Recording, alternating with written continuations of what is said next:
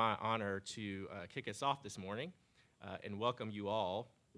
My name is Matt Marshall, and I'm the President and CEO of United Way of West Tennessee, and I also have the privilege of serving as the chair of both the City of Jackson's Anti-Poverty Task Force and also the Jackson-Madison County Equity Project.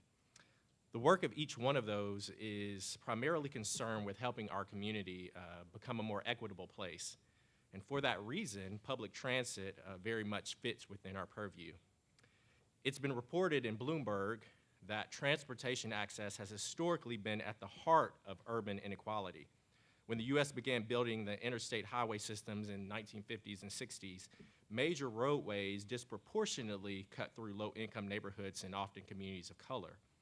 So public transit in the form of buses and trains in most places have often been that great equalizer. Here in the hub city, Jackson Transit Authority buses have allowed citizens, both old and young, but without means of other transportation, to still get to work, to still get to school, to still get to church, to still get to a clinic, to still visit a friend, to still essentially to get ahead.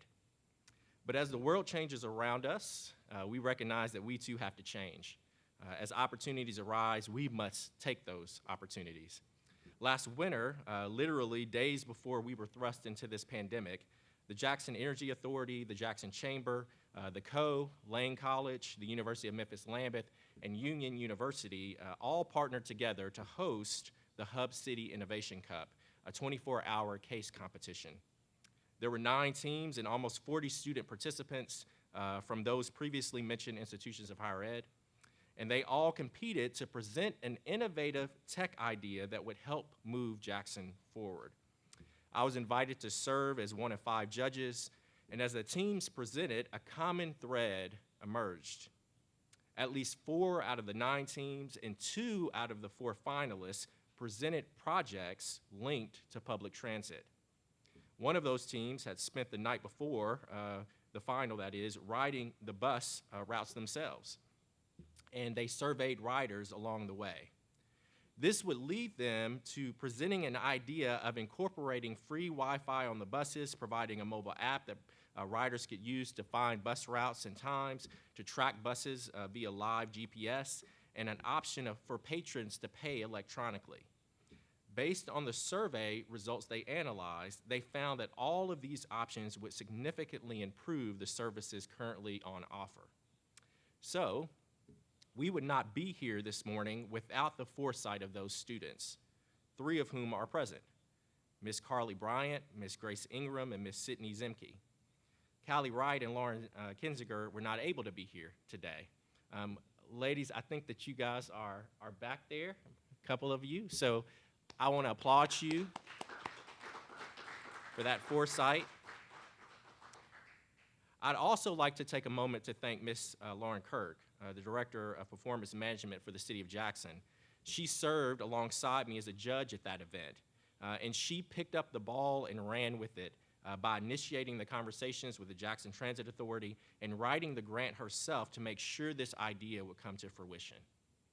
This new initiative has the ability to transform not only how we serve our community here in Jackson, but as a direct result, also how we live and work together in our community. So thank you, AARP, and thank you everyone else for making sure that Jackson is a more equitable place to live. Thank you.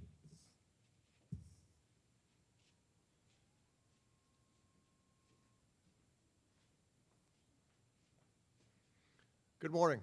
I'm Kyle Spurgeon, president of the Jackson Chamber, and just look what happens when people work together and you listen to folks' ideas. And Jackson is a place that there are so many assets here, and in some cases, you know, in the past, we haven't worked together as well as we should. This is an example of when you listen to young folks and people that come together to talk about what we can do, and then the leadership in this community works together to figure out a way to make this happen. When we sell Jackson to companies that are looking at moving here, when we sell Jackson to companies that are already here but they're looking to expand, the workforce is the #1 thing that we've got to sell. An equitable workforce and opportunities providing access to all the assets in this community makes this a better place. So what is being announced here today, so just think about it with Jackson Transit Authority. It is a fantastic infrastructure piece for our community, but it's not accessible to everyone, and it's not utilized as much as it could be. This will help change that. If you live in one part of Jackson and you need to get to Union University, or you need to go out to the Technology Center, in many cases, you don't even, if you don't have the transportation access to that, you may not even know how to utilize a service like JTA to do that. But you are very efficient, just like our mayor is up here right now, at utilizing your phone to figure out what needs to happen. So when we're able to pull all those things together, it makes this entire community better. I'm looking at all the folks from AARP up here. I may be the only person speaking today that's an eligible member of AARP. I know there's several others of you in the room, but really appreciate their involvement in this. United Way, Jackson Energy Authority, and the folks at Union University and the CO, and more folks, too numerous to mention. This makes Jackson a better place. And remember, it happened because people worked together to make Jackson a better place. Thank you.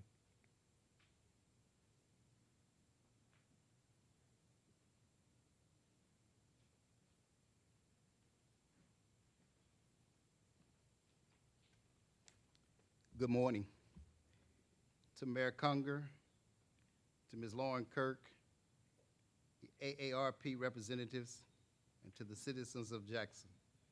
It's with great pleasure for me to stand here with this outstanding group on this day to celebrate this occasion.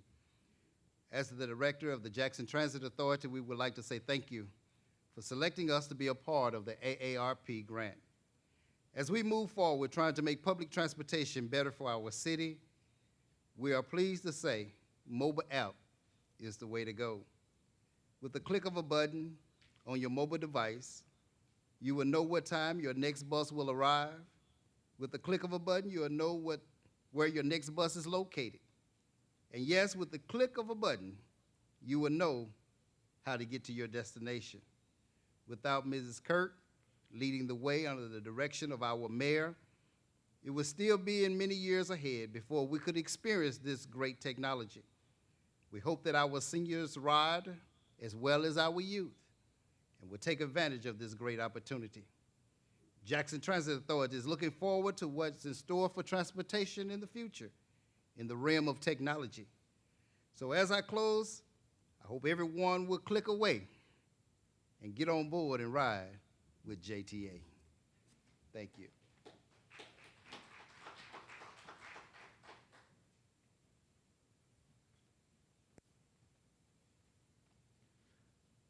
Next time Travis and I have to speak at the same event, I need to go before him, please. You can't follow that too well. You know, it's always, we look at a room. If you're the smartest person in the room, then you're in the wrong room. Luckily for me, I'm rarely the smartest person in the room, especially when Lauren Kirk is in that room with me. And so a lot of credit goes to her. Union University, those students back there, thank you so much. You know, the three tenets of our administration is transparency, efficiency, and inclusivity. And this mobile app for JTA does all three of those things. Let you know where your ride is going to be at. It's going to be efficient in the mobile app usage, and it's going to be inclusive, so it allows more people to utilize that and utilize our public transportation systems and gets them to where they need to go, whether that's to get food, whether it's to go to work, school, church, all the things that have been named. So this is, like Kyle said, an absolute group effort from Anti-Poverty Task Force, Equity Project, Union, City, JTA, and not to mention the wonderful support that we have from AARP.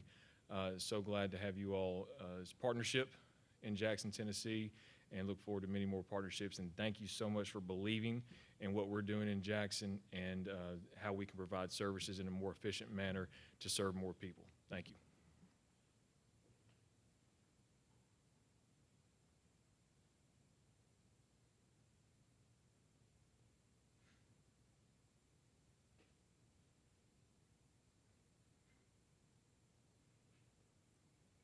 Hello, my name is Gary Battershell. I'm an AARP volunteer leader. I know how important dependable transportation is to our 50 and over neighbors. AARP's Community Challenge Grant was created to help mayors, local leaders, and residents who ask for help building momentum for more age-friendly communities. Dependable transportation helps give our older residents access to life's basic needs. And I'm excited that the City of Jackson was awarded with an AARP Community Challenge Grant.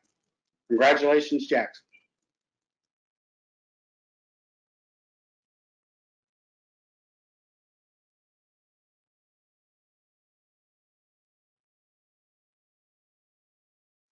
Hi, my name is Gwen Ragland. I'm an AARP volunteer liaison to the City of Jackson. I have been a retired nurse and a longtime resident of Jackson. I congratulate the city for winning the AARP Community Challenge Grant, and I'm excited to see how the investment will help Mayor Conger's vision for transportation to come to life. For sure, our residents aged 50 and older will enjoy having additional transportation options, and I look forward to helping Jackson move towards that goal. Congratulations, Mayor Conger and City of Jackson.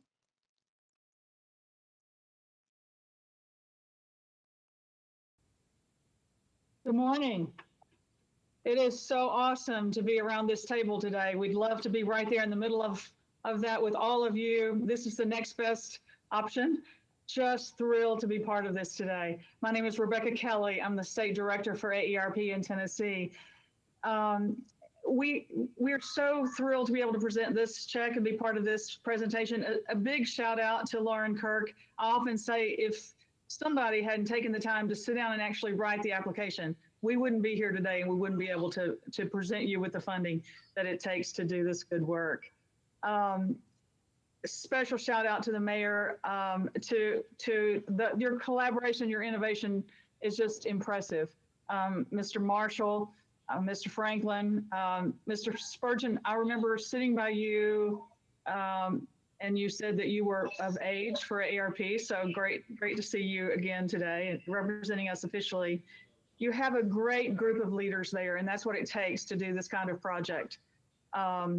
We have a boatload of AARP leadership here today. I hope that shows you how excited we are about this.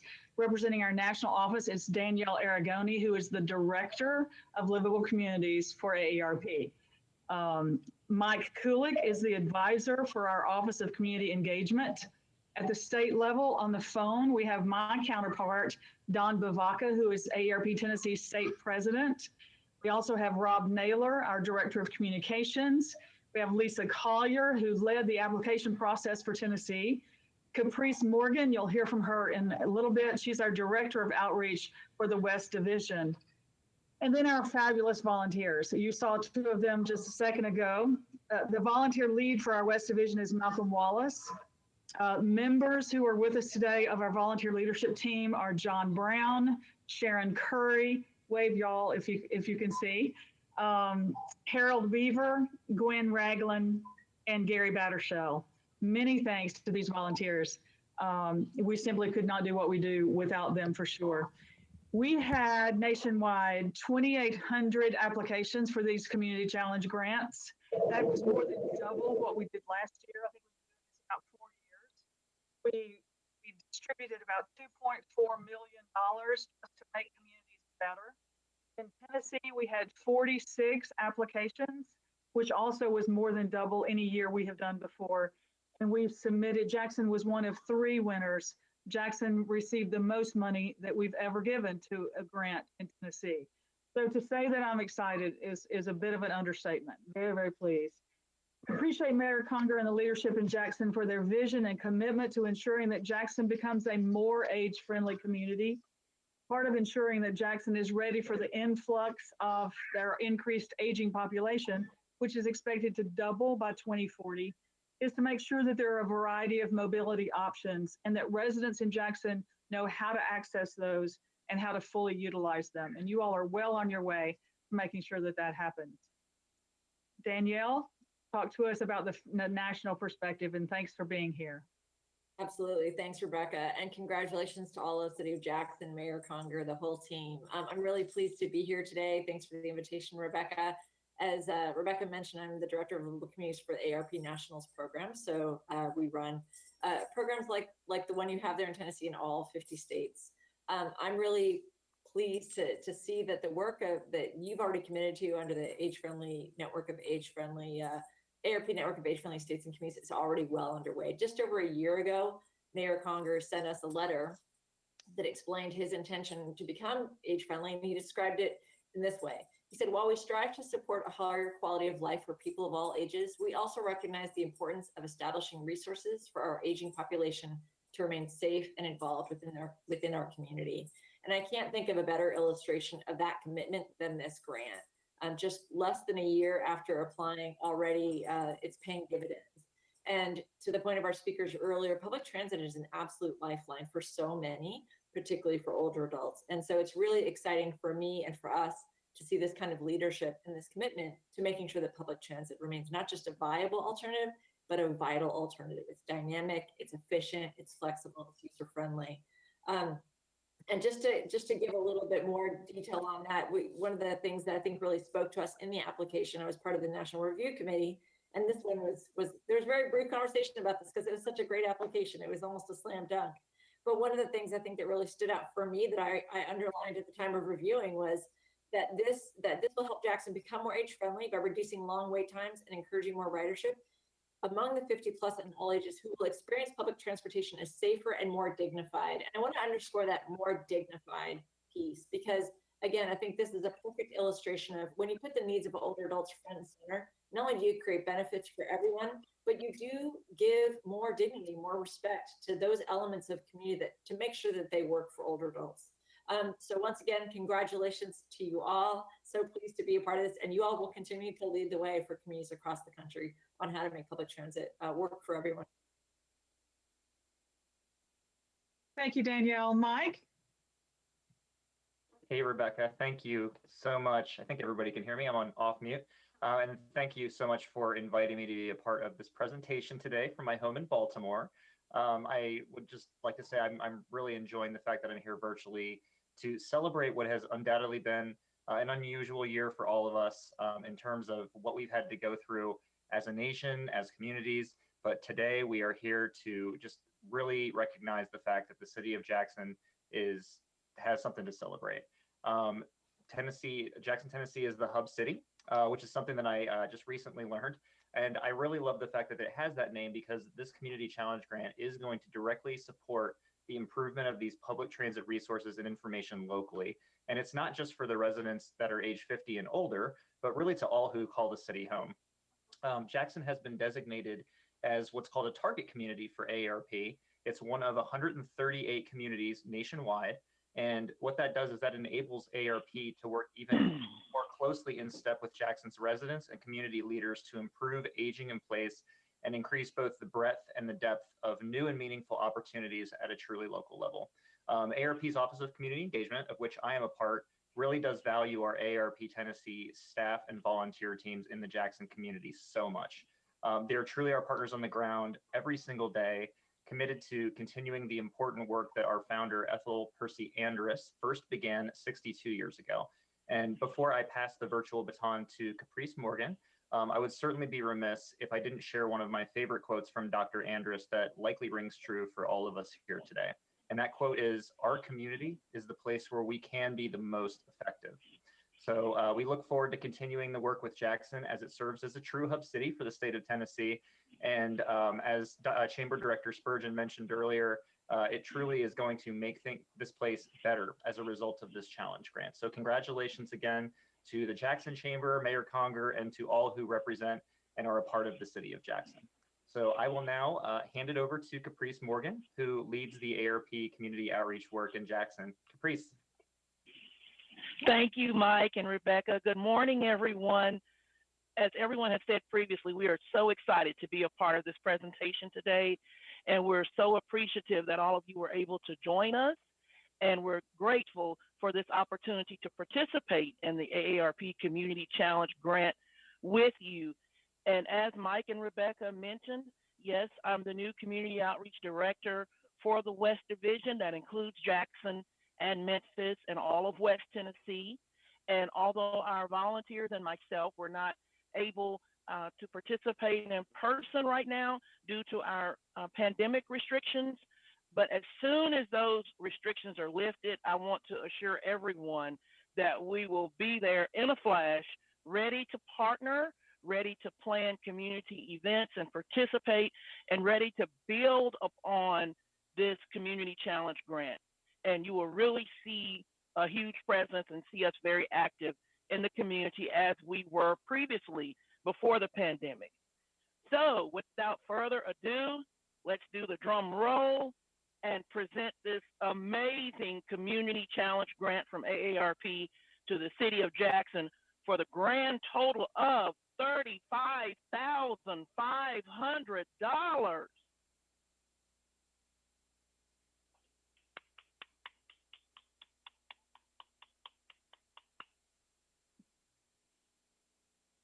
Thank you all for joining us today, whether you're here in person, socially distanced with mask, or you're joining us from your home or your office online. I was telling our partners it's just really great to be able to celebrate things like this in 2020, and we want to mark this as a milestone as we intend to continue to move forward. Thank you, AARP, so much for providing this critical resource for our community. We do just really appreciate your trust in us, and we look forward to stewarding this gift well to improve critical services like transportation and make sure that those are dignifying.